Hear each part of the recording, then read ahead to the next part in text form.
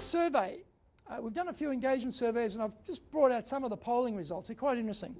Which of the following has the greatest impact on employee engagement? There were 7 things you could choose from.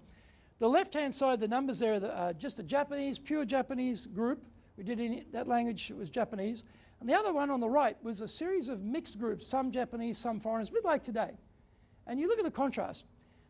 The highest one came out with satisfaction with my immediate manager had the greatest impact on employee engagement, which we saw before. Relationship with your immediate supervisor. But the Japanese scores were interesting. 1 in 2 of the Japanese team said that is really important for me to be engaged, whereas only 31% for the mixed group. And then belief in senior leadership, again, that came up.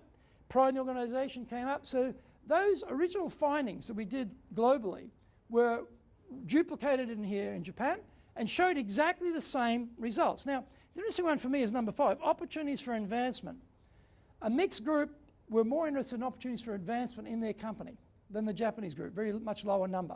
That's probably more of a cultural issue. The next poll is what action do you think has the most impact on employee engagement? Now, this is very interesting. And again, the Japanese results and the mixed group results, some similarities, some differences. But look at this one. Showing appreciation and giving recognition. Number 1 on both counts. Right? So this is how to have impact. We've got to be communicating that. Then we had collaborating on decisions. This means I have some opportunity to input into what's happening around here.